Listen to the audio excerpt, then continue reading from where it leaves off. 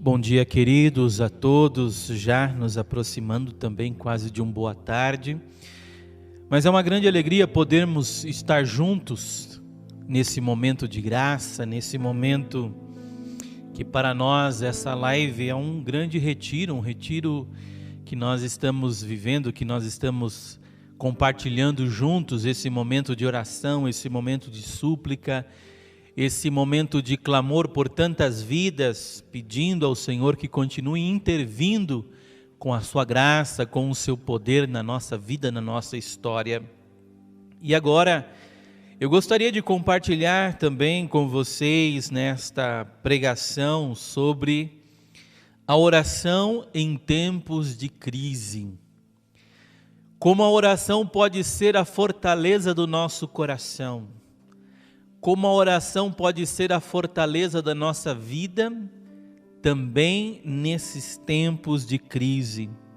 Em tempos de crise, no qual nós somos chamados a renovar também o nosso amor para com Deus. Porque, queridos, a oração é a maior aventura que um ser humano pode fazer. Alguém que vive a experiência de Deus na sua vida, alguém que vive a amizade com Deus, faz esta aventura de ser conduzido pelo Espírito, de ser levado pelo Espírito, de ser guiado pelo Espírito também em situações difíceis. E faz a experiência também de fazer essa viagem para dentro de si, para dentro do seu coração e para dentro do coração de Deus. Por isso a oração é a força da nossa alma, a oração é a força do nosso coração. E gosto de uma expressão do Papa Bento XVI, que vai dizer que a oração é o lugar de aprendizagem da prática da esperança. Um homem e uma mulher de oração é um homem e uma mulher que esperam em Deus, confiam em Deus e sabe que a sua esperança jamais vai ser decepcionada, porque em Deus alicerçam o seu coração. Por isso, para nós, a importância da oração, também nesses tempos de crise, tem o seu valor, porque a oração, dizia também Santa Teresa de Jesus, é a via régia, é o caminho reto para o céu. Quem ora se salva. Quem ora se salva e recebe de Deus força para ser instrumento e salvação na vida daqueles que estão à sua volta.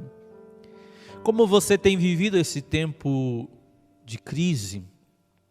Ou como você tem vivido não apenas esse tempo de pandemia, mas como você tem vivido as tuas crises na tua vida? Porque, queridos, nós sabemos que após a queda do ser humano, após o momento que o ser humano volta suas costas para Deus, rompe com Deus, isso já relata o livro do Gênesis, o ser humano sofre um grande naufrágio, aonde somente a verdade do Evangelho, a pessoa de Jesus, o Evangelho da graça, pode ser tábua de salvação para o coração humano. Somente essa relação, essa proximidade com Deus pode realmente revigorar a nossa vida para que nós não desistamos no caminho. Por isso a oração, ela é via régia, porque quem entra numa relação de amizade, de proximidade, de amor com Deus, entra numa relação com aquele que é eterno. E começa a ter horizontes eternos na sua vida. É claro que a situação, às vezes o problema, a dificuldade tenta fazer com que a gente pare naquele problema, pare naquela dificuldade, pare naquela dor. Mas o que vai nos dar justamente a direção nas crises em que nós podemos viver ou atravessar na nossa vida? A nossa amizade com Deus. Santa Teresa percebia isso e para ela a oração era essa força que a unia a Deus, a unia os propósitos de Deus e fazia com que ela tivesse também horizontes de eternidade.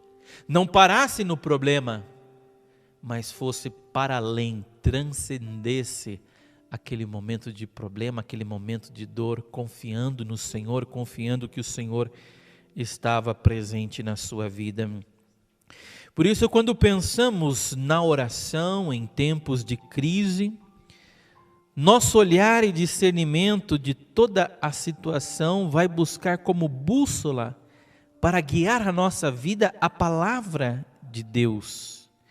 Na história do novo Israel, que é a igreja, encontramos testemunhos oportunos e necessários para discernir a crise à luz da oração. Pois a história do povo de Deus está repleta de importantes acontecimentos, crises, vitórias, fracassos, glórias, morte e ressurreição. A palavra de Deus não esconde de nós as grandes lutas que os homens e mulheres de Deus viveram na sua vida para serem fiéis. A história da igreja não esconde de nós a luta também do coração de tantos irmãos e irmãs na fé, que para se manter firme no propósito de Deus, para levar à frente os compromissos que fizeram com Deus, tiveram que ser grandes através da oração. Em nenhum lugar nós nos tornamos maiores do que quando nós estamos de joelho, quando nós estamos diante de Deus, quando nós estamos diante da presença de Deus para enfrentar com Deus as nossas batalhas.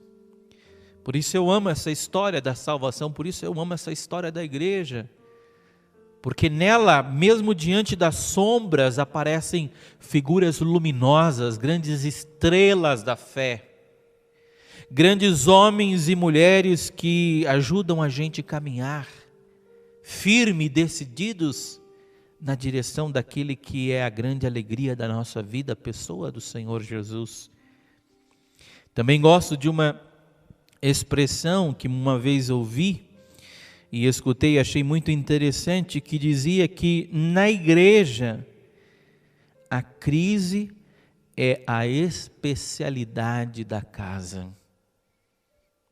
Quando você olha para a história da igreja, quantas crises a igreja sofreu, quantos abalos a igreja viveu, quantas situações lançaram a barquinha frágil da igreja para um lado e para o outro. Mas o lindo, queridos, é saber que nessa barquinha frágil da igreja, que é composta de cada um de nós, quem dirige, quem está no comando, quem está à frente, quem capitaneia essa mesma barca é o próprio Senhor. É o próprio Senhor, através dos seus servidores, mas é o próprio Senhor que é a cabeça da igreja. E é Ele que vai guiando a igreja, mesmo diante das tempestades. Por isso nela, a crise é a especialidade da casa, porque nós temos um Deus, nós temos o Espírito de Deus, que vai nos guiando para atravessar e para sairmos mais fortalecidos ainda das nossas crises. Tem pessoas que começam a enfrentar a crise e no primeiro momento que pensam é abandonar aquilo que assumiram. Então de repente estão enfrentando a crise no casamento, no matrimônio. Eu acho que para sair dessa crise eu tenho que abandonar o meu matrimônio. Para sair dessa crise matrimonial, dessa dificuldade com os meus filhos, ou com a minha esposa, ou com o meu esposo, eu tenho que abandonar o meu matrimônio, eu tenho que abandonar a minha família, eu tenho que correr do problema, eu tenho que fugir desse problema. Não. É encará-lo a partir de Deus. Precisamos hoje de pessoas decididas por Deus. Como é bonito ver cristãos que lutam contra o problema, contra a dificuldade. contra aquilo que os limitam de amar, para vencer o problema, para vencer a dificuldade, para vencer os seus problemas, as suas fraquezas, e levar à frente a obra que o Senhor confia àquela pessoa, a missão, a vocação. Não é fugindo do problema, não é se escondendo, não é sendo covarde diante de um problema, mas é enfrentando, é discernindo, é deixando Deus conduzir o próprio coração. Por isso, a crise pode ser encarada como um risco, mas como uma oportunidade. Um risco para os fracos, porque quem busca a verdade a respeito de si mesmo não tem medo de críticas, não tem medo de olhar para dentro do seu coração, não tem medo de olhar para a sua vida, não tem medo de se arrepender, de voltar novamente, de reconhecer as suas misérias, os seus erros, se levantar e continuar a sua vida. E aí se torna uma oportunidade, ou seja, se torna uma situação que o leva a um porto seguro, o leva à meta da sua própria vida. E também as crises podem ser momento de transfiguração ou desconfiguração. Queira o Senhor que as crises que eu e você enfrentemos na nossa vida seja momento de transfiguração, seja momento em que nós nos abramos a uma luz mais intensa e mais poderosa de Deus no nosso coração ainda. Aonde nós possamos ver as coisas, ver as situações, ver os problemas, olhar o mundo a partir da luz de Deus. Mas pode se tornar também situação de desconfiguração. Quantas vezes vemos que numa crise a pessoa começa a gerar um ódio por si mesma, se lança nos vícios, se lança em pecados, se lança numa falta de lealdade aos seus propósitos. Então a crise ou pode nos transfigurar e deve nos transfigurar se nós a olhamos pela fé, se nós atravessamos esses momentos em comunhão com o Senhor, ou pode nos desconfigurar. Quando nós não entendemos que aquela situação não existe para nos destruir, mas ela existe para tirar de nós, para mostrar o que é em nós, o que realmente é de Deus, o que realmente existe em nós e que é belo, que é precioso e foi posto por Deus em nós. Crise não pode ser a situação de desconfiguração. Quando olhamos para a grande nuvem de testemunha dos santos, queridos, quantos santos foram traídos, foram difamados, foram perseguidos? Quantos santos passaram por várias situações que para um ser humano, sem a graça de Deus, sem o auxílio de Deus, sem o socorro de Deus, eles desmoronariam humanamente falando? Mas eles confiavam na graça do Senhor. E aquilo que poderia desconfigurá-lo, se tornou uma situação e uma ocasião onde a luz de Deus brilhou de tal maneira sobre a vida deles, que a igreja, pegando o testemunho e o exemplo da vida deles, colocou sobre lugar alto, como uma luz que deve estar em lugar alto, para iluminar o mundo inteiro, para iluminar a igreja toda, para iluminar os que foram próximos a eles e para iluminar os que viriam depois deles. É isso que Deus faz com aqueles que se deixam transfigurar, mesmo nos momentos de crise. Eu gosto também de uma expressão do Papa Bento XVI, ainda quando ele era cardeal, chamado cardeal Ratzinger, e vivia praticamente às vésperas de ser eleito Papa. Numa das últimas homilias que ele fazia como cardeal, após o falecimento ou após a entrada gloriosa de São João Paulo II na eternidade, o nascimento para a eternidade de São João Paulo II, ele fazia uma homilia para os cardeais, falando justamente naquela homilia, naquela missa que era para eleger um novo Papa, e ele mostrava qual era a situação da igreja. E ele dizia: quantos ventos de doutrina conhecemos nesses últimos decênios, quantas correntes ideológicas, quantas modas do pensamento abalaram a pequena barca do pensamento de muitos cristãos. Foi muitas vezes agitada por estas águas, lançada de um extremo ao outro, do marxismo ao liberalismo, até a libertinagem, ao coletivismo radical, do ateísmo a um vago misticismo religioso, do agnosticismo ao sincretismo e por aí adiante. Cada dia surgem novas seitas e realiza-se quanto diz São Paulo acerca do engano dos homens, da astúcia que tende a levar ao erro.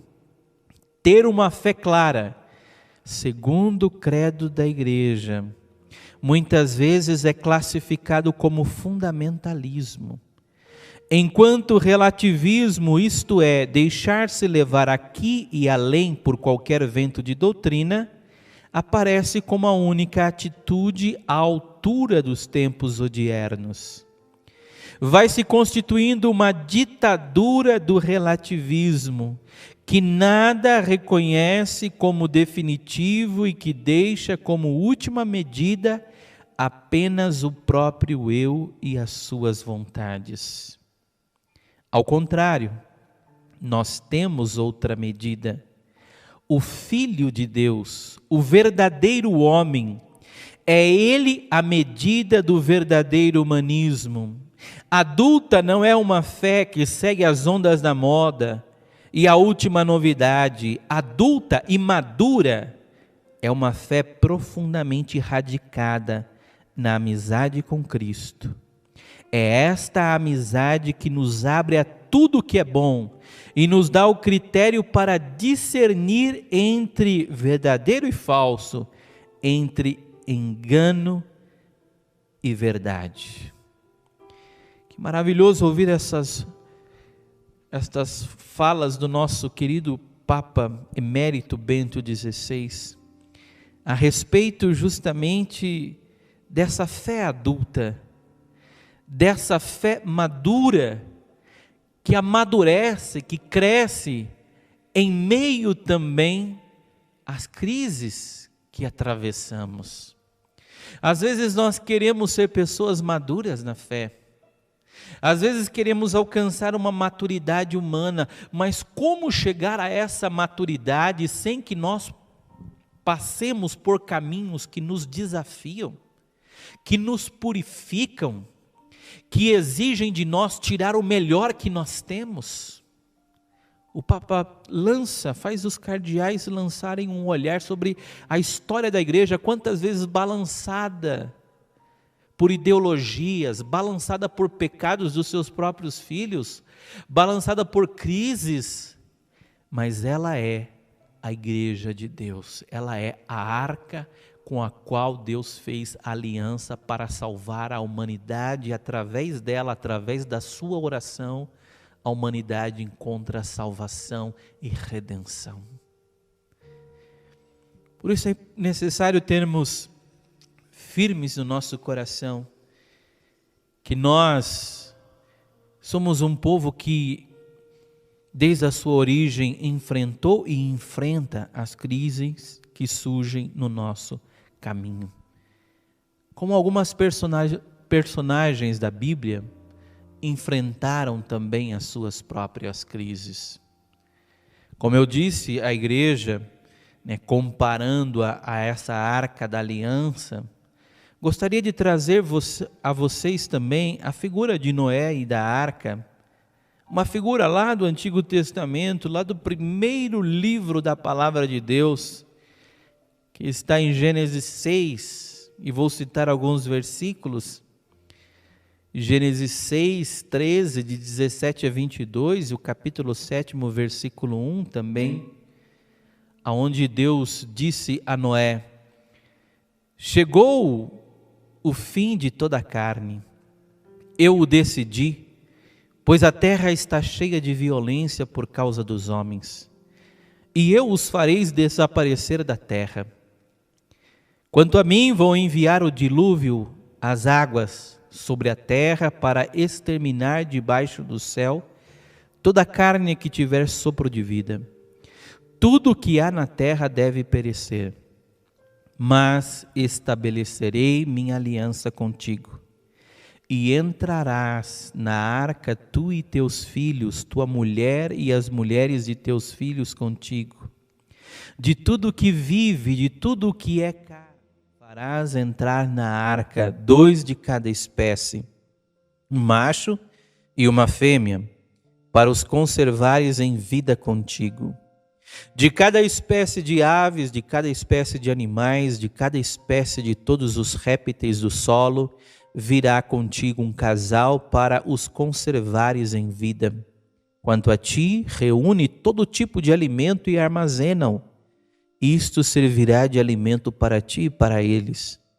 Noé assim fez, tudo o que Deus lhe ordenara, ele o fez.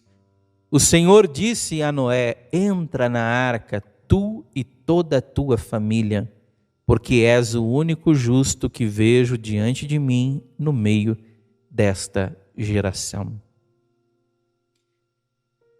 Eu fico imaginando, queridos, Noé construindo a arca. Deus pede a esse homem que construa uma arca. E olha o tamanho da fé, o tamanho da esperança de Noé. Noé começa a construir a arca, e muitos com certeza que passavam diziam: o que você está fazendo? Por que você está construindo esse grande barco? Por que você está fazendo isso? Qual é o propósito de tudo isso? Eu fico até imaginando que muitos diziam entre si: esse homem está louco. Ele diz que Deus o mandou construir uma arca. Mas Noé caminhava na esperança de que a palavra de Deus iria se cumprir. Noé se agarrava, o seu coração se agarrava em esperança à verdade de Deus. Muito mais do que aos desprezos, às desconfianças, às rejeições que sofriam. Alguns passavam: um louco, está maluco? Noé pensava consigo: Deus falou comigo. E se Deus falou comigo, eu posso dar crédito àquilo que Deus falou para mim. Que eu posso esperar, que eu posso construir, que eu posso acreditar. Talvez na vida de muitos que lutam para construir uma família melhor. Na vida de muitos que lutam para viver a santidade. Na vida de muitos que lutam para ser fiel a Deus. Talvez passem pessoas, queridos, que digam: mas para que tudo isso? Para que tanta radicalidade? Para que tanta fidelidade? Para que buscar viver tão fiel assim a Deus? A vida é isso que nós temos aqui. A vida é esta situação. A vida são essas realidades aonde nós passamos de um pecado a outro, de uma situação a outra, de uma decepção a outra, de um fracasso a outro. Porque você está querendo construir algo diferente daquilo que é a vida da maioria. Porque eu tenho uma esperança que é firmada na verdade de Deus. Noé tinha isso no seu coração. E ele constrói a arca. E Deus diz: entra na arca com a tua família. E Noé entra na arca. E Noé é preservado desse dilúvio. É preservado da morte. É uma história contada lá no livro do Gênesis e que nos faz refletir sobre a nossa própria vida e a nossa espera e a nossa confiança em Deus. Em Deus. Podemos esperar em Deus, podemos confiar em Deus. E assim como na vida da igreja, na vida dos cristãos, também nós enfrentamos crises. Eu imagino aquela arca, querido, se a gente for olhar aquela arca, você imagina uma arca com tantos animais, com tantos bichos lá dentro, o que virou aquela arca? A situação daquela arca, talvez alguém parasse para pensar, mas essa arca virou um lugar de imundícies. Mas, queridos, não faltava água para limpar aquela arca, era água para tudo quanto é lado ali, onde eles olhassem era água. Eles tinham o suficiente de água para manter a arca limpa. Nós temos também nessa arca frágil da nossa vida, nessa arca também balançada pelas tempestades, de tantas situações que atingem a igreja, nós temos um oceano da graça de Deus, aonde é capaz de lavar o nosso coração, aonde é capaz de lavar a nossa vida, onde é capaz de lavar a imundície de qualquer coração nesse mundo. A graça de Deus. Não é que nós estejamos num mundo onde só exista o mal, o erro, o pecado. O pecado, o mal, o erro, diante do oceano da graça de Deus, é quase que um nada. Porém, ele pode nos destruir quando nós deixamos ele nos dominar. Mas lembre-se sempre, há um oceano da graça de Deus disponível para limpar, para transformar, para purificar, para aspergir a tua vida.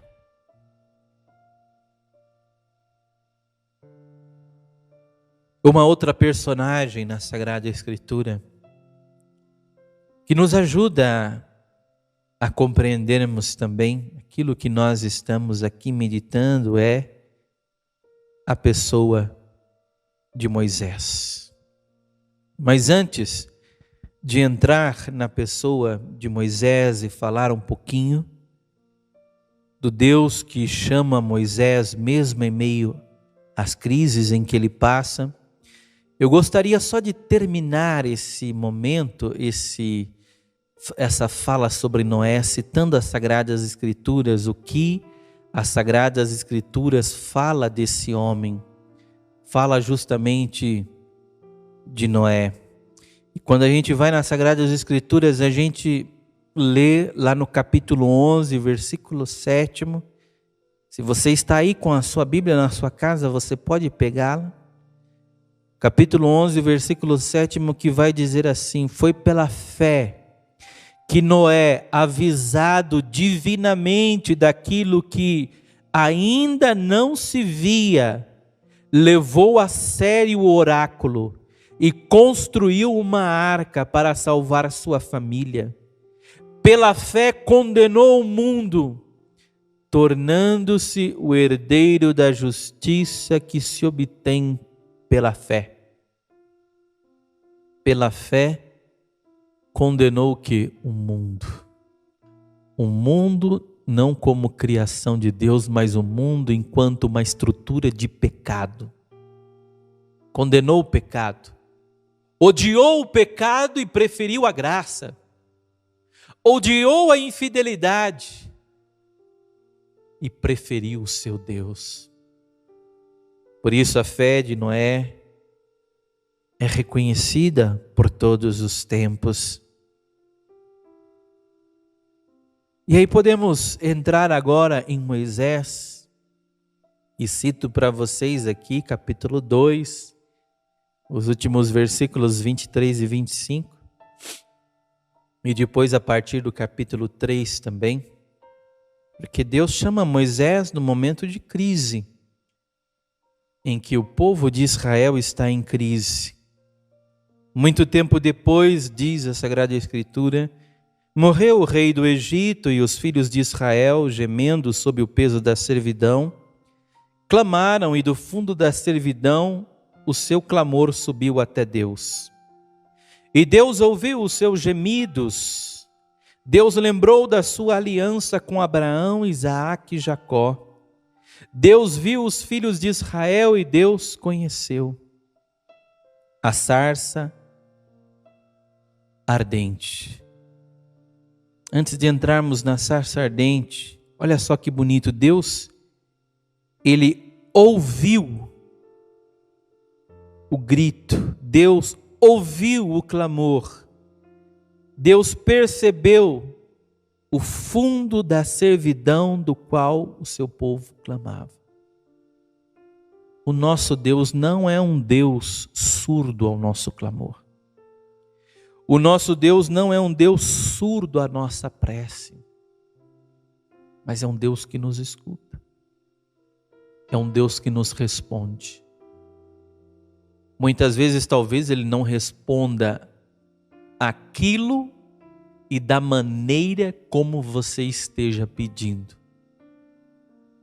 Em alguns momentos, Deus pode responder de fato como você pediu. Mas creio eu que o desejo de Deus é responder dentro daquilo que a tua alma e o teu coração mais necessita diante do teu pedido e diante da situação que você está vivendo. Às vezes nós pedimos a Deus, Deus converte o meu marido, Deus converte a minha esposa, Deus converte os meus filhos. Mas às vezes Deus quer trabalhar o teu coração. Deus quer trabalhar a tua vida. Deus quer trabalhar a tua história para que, transformando a tua vida, o teu coração, Ele possa mudar os da tua casa também. Deus sabe a melhor forma de trabalhar no nosso coração. Deus ouviu o clamor daquele povo. E Deus pensou consigo, como vou resgatar esse meu povo? E aparece um texto bem interessante que narra a sarça ardente no livro do Êxodo, onde diz que Moisés apacentava o rebanho de Jetro, seu sogro, sacerdote de Madiã, conduziu as ovelhas para além do deserto e chegou ao Horebe, a montanha de Deus. O anjo do Senhor lhe apareceu numa chama de fogo, do meio de uma sarça. E eis que a sarça ardia no fogo, e a sarça não se consumia. Então disse Moisés, darei uma volta e verei este fenômeno estranho. Verei porque a sarça não se consome. Viu o Senhor que ele deu uma volta para ver. E Deus o chamou do meio da sarça. Moisés, Moisés. Este respondeu, eis-me aqui. Ele disse, não te aproximes daqui, tire as sandálias dos pés, porque o lugar em que estás é uma terra santa.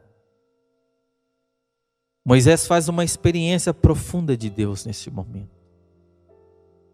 Moisés vê uma sarça que arde, que queima, que está incendiada, mas ela não se consome.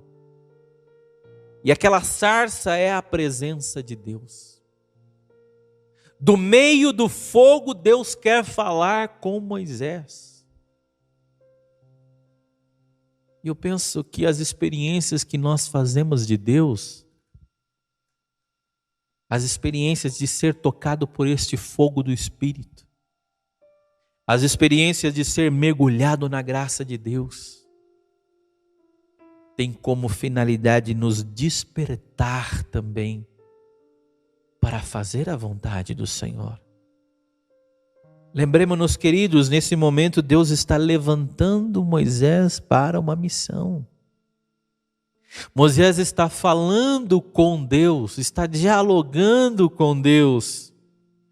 E Deus diz então: tire as sandálias, ou seja, se despoje, se desprenda,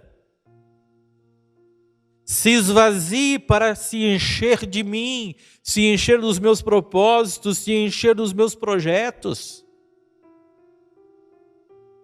Às vezes na vida de muitos há tantos projetos, tantos propósitos, tantas coisas que parece que não há espaço para Deus. É preciso abrir espaço para Deus. É preciso dar espaço para Deus, para que a glória dele nos conduza, nos fortaleça, nos guie. Disse mais: eu sou o Deus de teus pais, o Deus de Abraão, o Deus de Isaque, o Deus de Jacó. Então Moisés cobriu o rosto, porque temia olhar para Deus. A missão de Moisés. E aí vai aparecer então Deus falando com Moisés, dizendo a Moisés: eu vi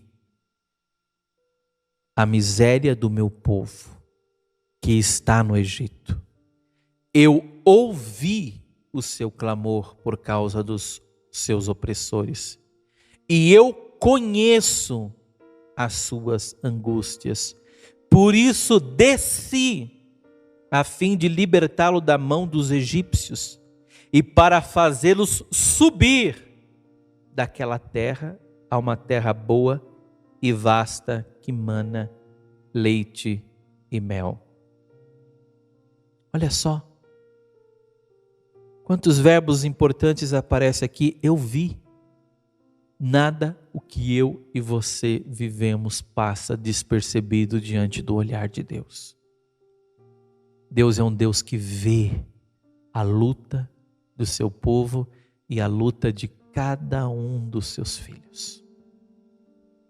Ele ouve o clamor. Eu conheço as suas angústias. Deus conhece as suas angústias, querido. E nós também, como cristãos, nós vivemos momentos de angústias na nossa vida. Porém, as angústias podem ser diferentes. Alguns vivem angústias porque estão lutando para continuar subindo, continuar fazendo a vontade de Deus, continuar se entregando a Deus, e vivem a angústia porque por um lado eles querem a Deus, por um outro lado o pecado tenta os arrastar, tenta roubar deles a alegria. Então eles estão em luta para fazer a vontade de Deus. E essa palavra angústia significa justamente isso, luta. Luta interior. Mas outros estão angustiados não porque estão lutando, estão angustiados porque estão se rendendo, se entregando. Qual é o tipo de angústia que eu e você vivemos? É a angústia de quem está lutando para ser fiel? Ou é a angústia de quem está se rendendo ao mal, a um pecado, a uma mentira? Às vezes encontramos pessoas que dizem: eu não sei porque eu estou passando por essa situação. Eu acordei hoje meio triste, meio chateado. Eu já faz alguns dias que estou com algo meio estranho dentro de mim.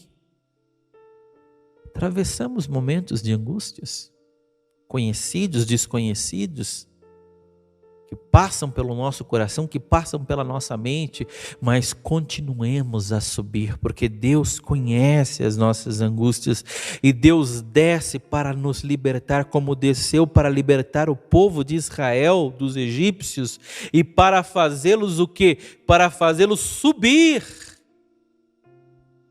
Que maravilha! A vida com Deus é subida. É subida, por isso nós Às vezes cantamos, nós lemos, nós rezamos com os salmos, onde fala diversas vezes que o povo subia para Israel cantando, louvando, glorificando a Deus. Eram cantos de subida. Jesus subia sempre a montanha para falar com o Pai. A vida espiritual é ascensão. Se Deus nos escuta, se Deus nos vê, se Deus conhece as nossas fragilidades, se Deus se faz presente no meio de nós, é para que a gente suba. Suba na qualidade da nossa relação com Deus, suba na qualidade da nossa relação com as pessoas, suba na nossa entrega, suba na nossa realmente amizade com o Senhor, na nossa maneira como a gente vive como família, como a gente vive a nossa fé, como a gente vive o nosso testemunho, que a gente continue subindo. Senão seria estranho receber tantas coisas e sinais e presença de Deus, se a gente não deixar com que a graça de Deus faça com que a gente suba. Deus quer que você suba. Deus não quer que você viva se rastejando na sua comiseração. Às vezes vivemos nos comiserando. Coitado de mim, que dó de mim. Eu sou um pobre coitado, a vida está sendo injusta comigo, as pessoas estão sendo injustas comigo, as situações estão sendo injustas comigo. Levanta a tua cabeça e sobe, querido. Deus está te escutando, Deus está te vendo, Deus conhece as tuas angústias. Deus desce para vir de encontro contigo. E continua o texto da Escritura, dizendo: vai, Deus falando com Moisés, e eu te enviarei ao Faraó, para fazer subir do Egito o meu povo, os filhos de Israel. Então disse Moisés a Deus: quem sou eu para ir ao Faraó e fazer sair do Egito os filhos de Israel? Quem sou eu para ir ao Faraó e fazer sair do Egito os filhos de Israel?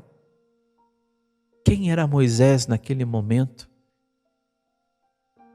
Não nos esqueçamos, queridos, daquilo que diz o livro Atos dos Apóstolos, capítulo 7, do versículo 20 ao 22, que vai dizer assim a respeito de Moisés: nesse momento nasceu Moisés, que era belo aos olhos de Deus. Por 3 meses foi nutrido na casa paterna, e depois, tendo sido exposto, recolheu a filha do Faraó e o criou como seu próprio filho.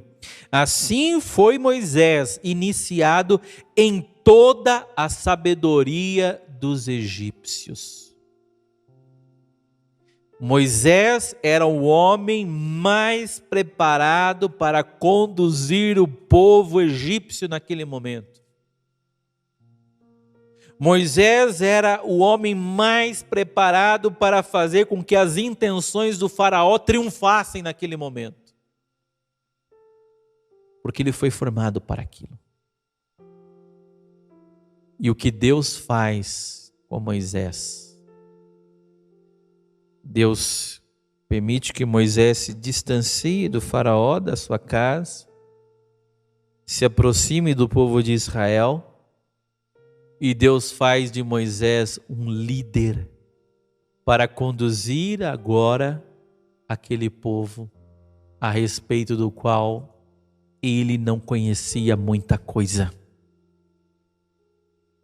Ou seja, Deus está trabalhando mesmo diante da crise, e na crise Deus está trabalhando no coração do líder, daquilo que é Moisés. E Moisés, apesar de toda a sua bagagem, ele vai ter que aprender a andar na fé agora.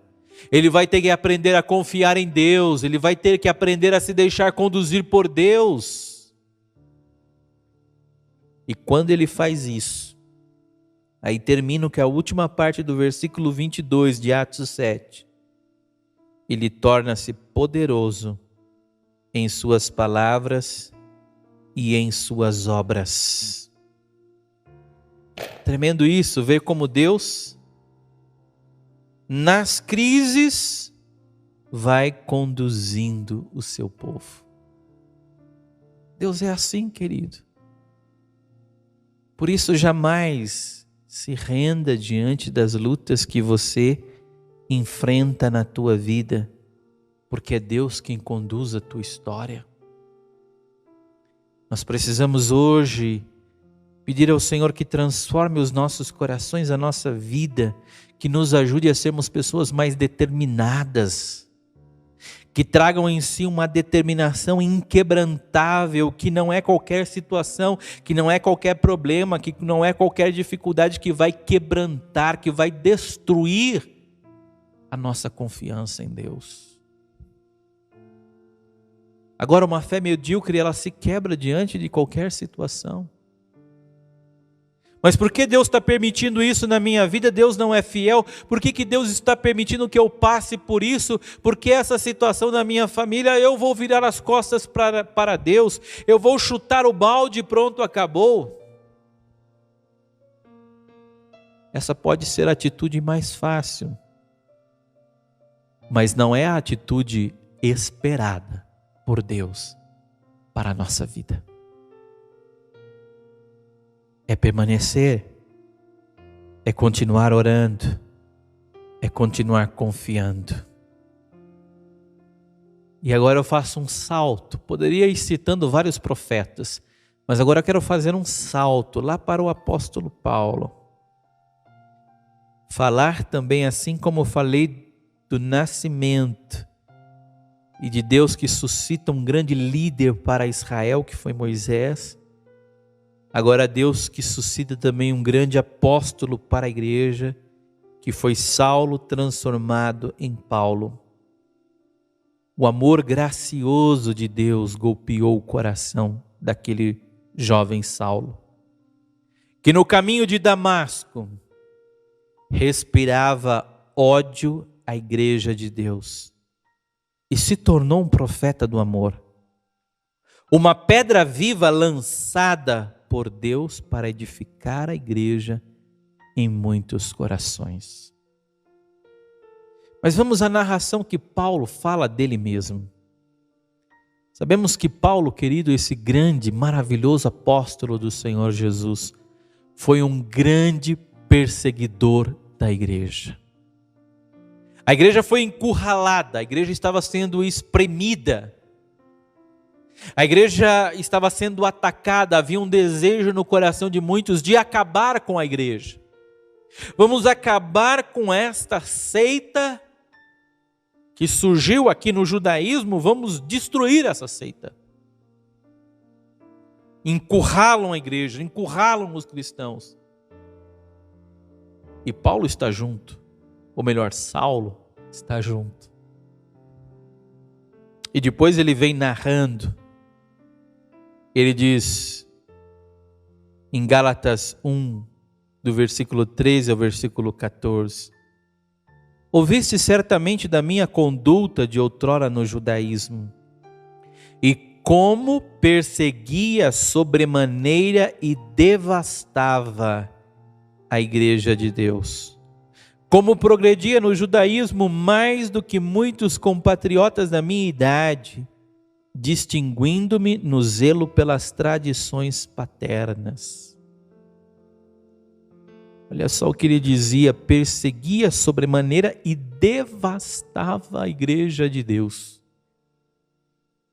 Ele esteve próximo a Estevão quando Estevão foi linchado praticamente por algumas pessoas e jogaram as suas vestes aos pés do jovem Saulo. Respirava a perseguição à igreja de Deus. Mas no caminho de Damasco, que ele mesmo narra em Atos dos Apóstolos, capítulo 9, do versículo de 1 a 6, esse mesmo homem, esse mesmo perseguidor, esse mesmo homem cheio de ódio no seu coração, foi como que nocauteado pela graça de Deus. E vai por terra. e vai beijar o pó da terra, porque ele tromba com a graça de Deus no caminho de Damasco. E desse homem perseguidor, devastador, ele vai se tornar um dos homens que melhor soube falar e descrever o que significa o amor lá em 1 Coríntios 13. Você vê o que Deus é capaz de fazer na vida de uma pessoa?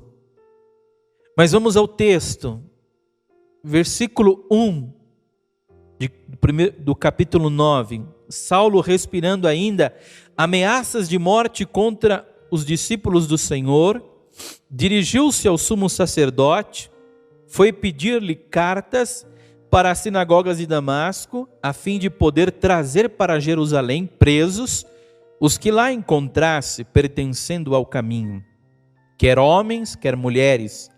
Estando ele em viagem e aproximando-se de Damasco, subitamente uma luz vinda do céu o envolveu de claridade. Caindo por terra, ouviu uma voz que lhe dizia: Saul, Saul, por que me persegues? Ele respondeu: Quem é, Senhor?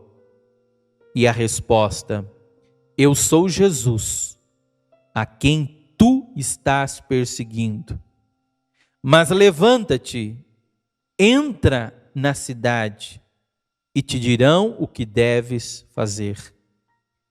Os homens que com ele viajavam detiveram-se, emudecidos de espanto, ouvindo a voz, mas não vendo ninguém. Saulo ergueu-se do chão, mas embora tivesse os olhos abertos, não via nada. Que encontro tremendo, queridos, que esse homem teve com Deus. E que transformação tremenda ele começa a viver, até se tornar esse grande apóstolo, que incendiado pelo amor de Deus, deseja levar o evangelho a todas as nações, a todos os pagãos. Na crise, numa situação de crise, de encurralamento da igreja, Deus suscita um grande homem com uma força, com um poder espiritual. Mas primeiro Saulo precisa ir por terra, porque ele persegue a igreja de Deus. O Senhor diz: Saul, Saul, por que me persegues? Porque ao me perseguir, tu estás perseguindo a minha igreja, e ao perseguir a minha igreja, tu estás me perseguindo. É isso que o Senhor quer dizer e deixar claro ao coração daquele perseguidor Saulo. É perseguir o Senhor. Por isso, queridos, toda a perseguição que a igreja enfrenta não é contra simplesmente pessoas. A intenção de perseguirem a igreja, como foi a intenção desde o início do cristianismo até hoje, de tentar atacar a igreja, de tentar condenar a igreja, de tentar menosprezar a igreja, de tentar rebaixar a igreja, é porque a igreja é o único eco, é a única voz que reflete de maneira mais plena a voz daquele que é o Salvador e Redentor da humanidade. Por isso esse desejo, por isso esses ataques, por isso essas perseguições. E a igreja vai enfrentar muitas ainda daqui para frente. Já enfrentou na história da humanidade e vai continuar enfrentando, mas não é uma perseguição só a uma estrutura de homens, de pessoas, apenas uma estrutura humana, é uma perseguição à pessoa de Jesus Cristo, é um combate à pessoa de Jesus, porque Jesus diz, Jesus mostra qual é a medida do próprio homem, como dizia o Papa naquela homilia, que a medida do próprio homem é Deus, é a pessoa de Jesus, é a humanidade de Cristo. E o mundo não quer a humanidade de Cristo. O mundo não quer Cristo porque Cristo impede com que a humanidade se afunde nas suas próprias vontades. Porque Cristo aponta um caminho altíssimo para cada ser humano, para cada mulher. E quando o mundo tenta fazer passar as suas pretensões, o mundo esbarra na verdade de Deus que a igreja continua sustentando a respeito do ser humano e das suas relações com o próprio Deus.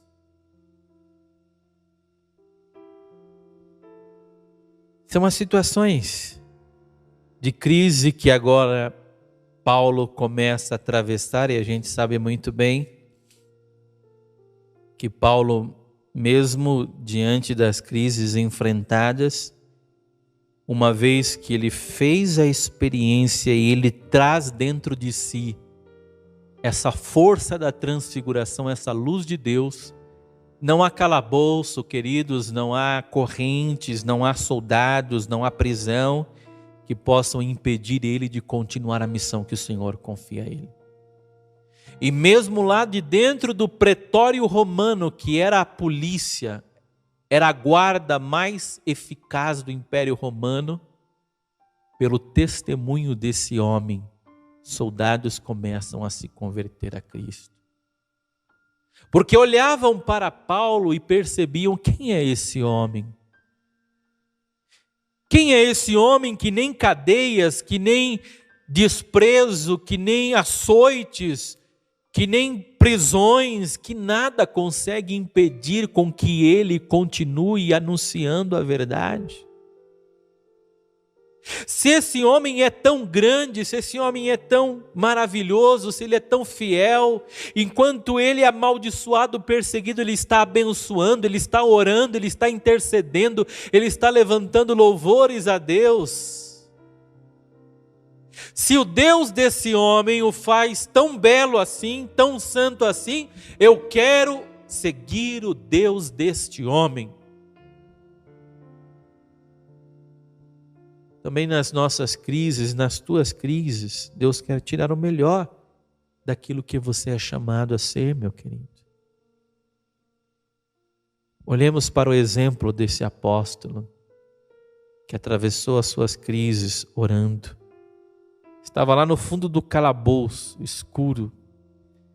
Tive a oportunidade, a graça, um dia de visitar o calabouço onde o apóstolo ficou também em Roma. Lugar escuro, desce como se fosse dentro de uma caverna. Mas eu imaginava nas madrugadas Paulo entoando hinos de louvor a Deus. A oração é o vento que faz com que a barca da nossa vida vá para frente em meio às tempestades, querido. É a força da oração. É a força da comunhão com Deus. Por isso, vencemos as tentações da nossa vida é dobrando o joelho do nosso coração. É dobrando o joelho da nossa alma. É dobrando o joelho da nossa mente, da nossa inteligência. Eu me dobro diante desse Deus para segui-lo, para ser fiel a Ele, para permanecer firme. Porque o Deus que nós pregamos, o que nós ensinamos, o Deus que nós amamos, a grandeza desse Deus vai se manifestar na grandeza da pessoa, do homem e da mulher que eu e você somos. A grandeza do Deus que nós servimos vai se manifestar no modo em que nós vivemos a nossa humanidade, guiada pela luz e pela graça desse Deus. E termino, já chegando ao fim desta pregação,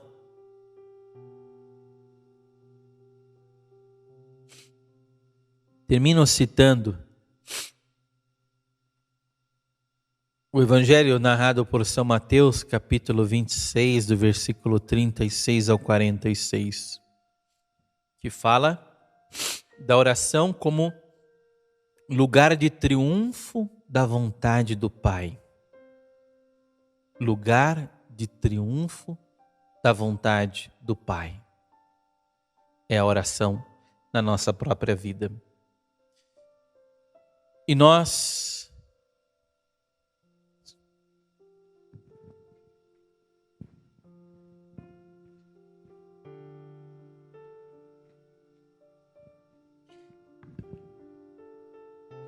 E nós, queridos, ao olharmos para este texto das Sagradas Escrituras, vamos ver agora Jesus num momento decisivo do seu ministério, num momento decisivo da sua vida, aonde Jesus está no Getsemane, aonde Jesus está em oração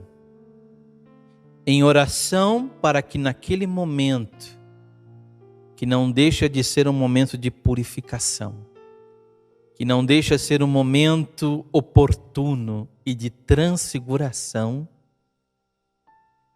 ele está também em comunhão com o Pai e numa luta interior grandiosa. E esse texto relata isso no Getsemane, ou no Jardim das Oliveiras. Versículo 36, então Jesus foi com eles a um lugar chamado Getsemane e disse aos discípulos: sentai-vos aí, enquanto vou ali para orar. Levando Pedro e os 2 filhos de Zebedeu, começou a entristecer-se e angustiar-se. Disse-lhes então: minha alma está triste até a morte. Permanecei aqui e vigiai comigo. E indo um pouco adiante, prostrou-se com o rosto em terra e orou: meu Pai, se é possível que passe de mim este cálice, contudo não seja como eu quero, mas como tu queres. E ao voltar para juntos dos discípulos, encontra-os dormindo e diz a Pedro: como assim? Não fostes capazes de vigiar comigo por 1 hora? Vigiai e orai, para que não entreis em tentação. Pois o espírito está pronto, mas a carne é fraca.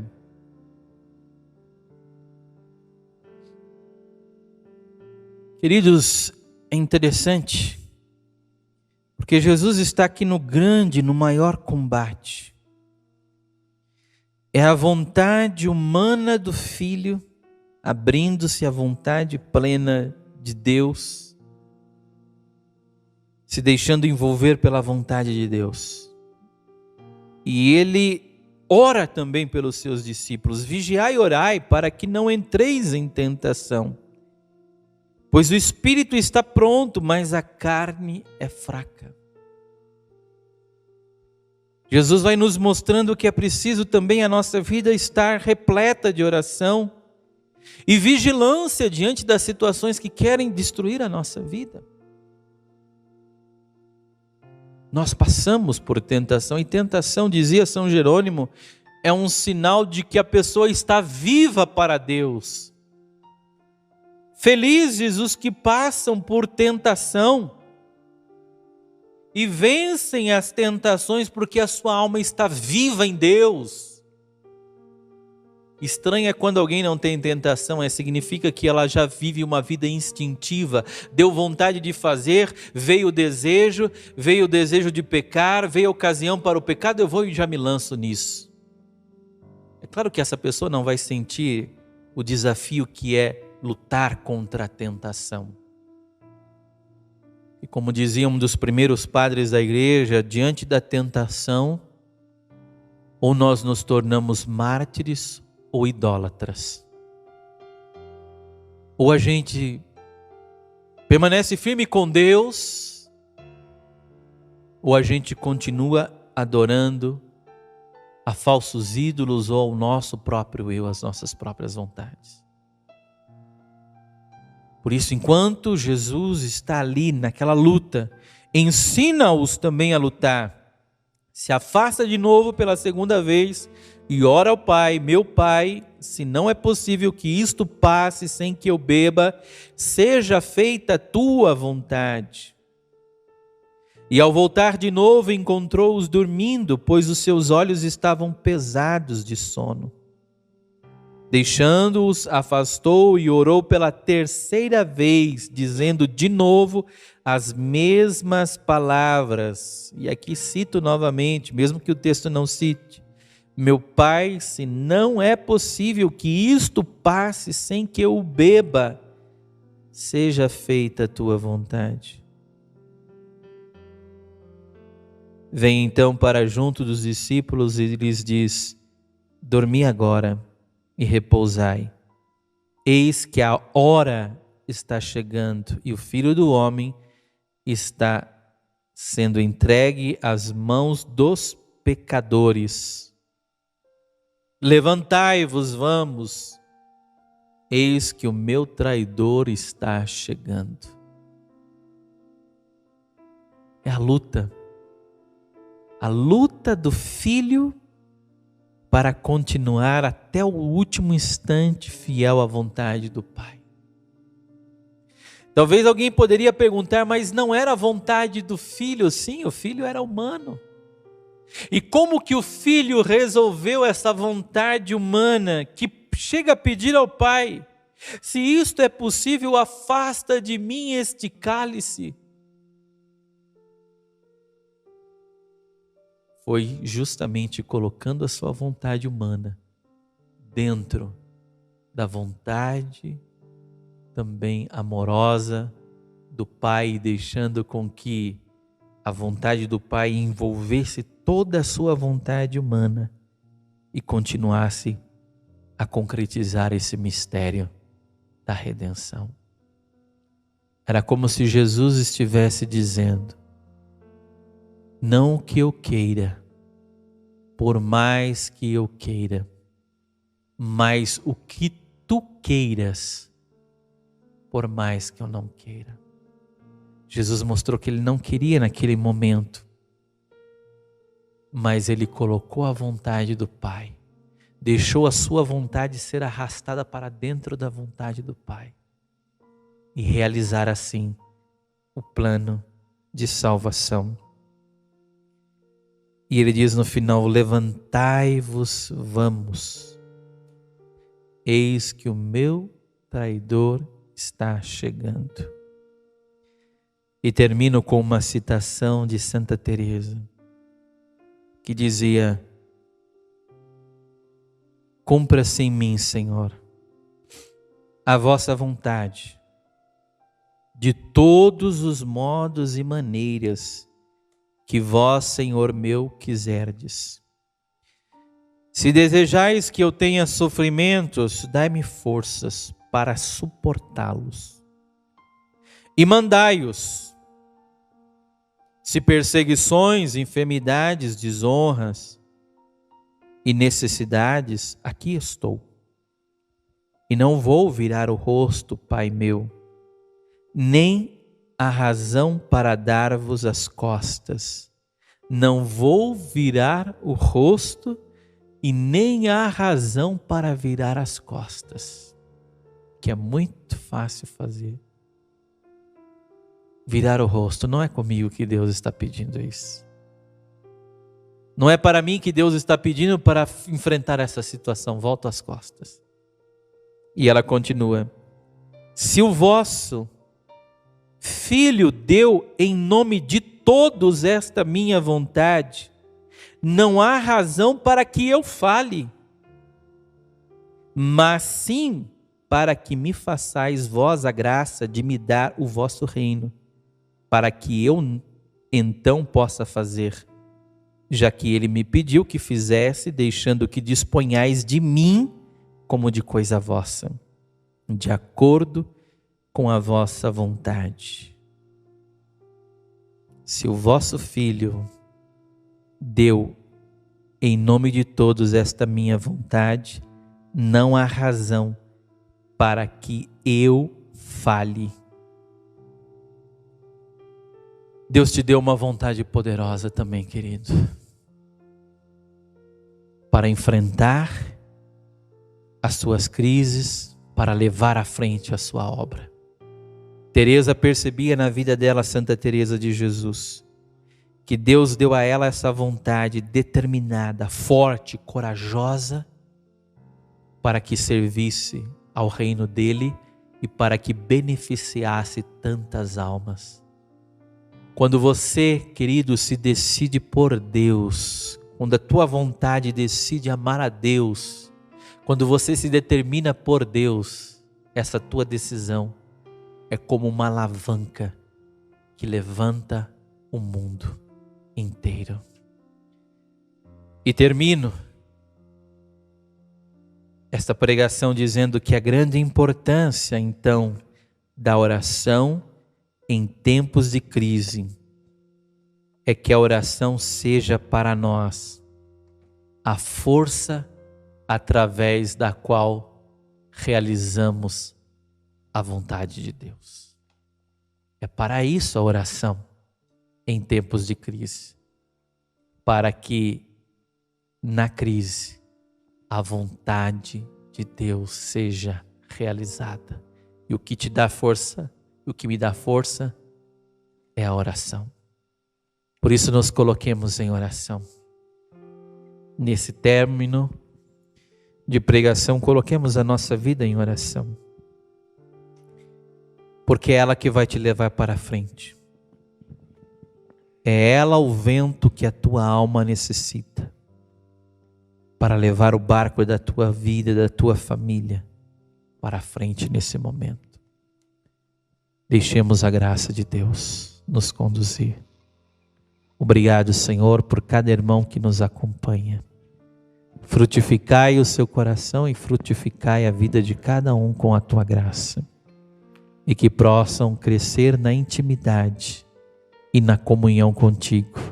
Que possam crescer na amizade a ti. E que cada situação de crise que possam viver seja uma oportunidade e um momento de transfiguração, de uma luz mais poderosa ainda para o coração de cada um.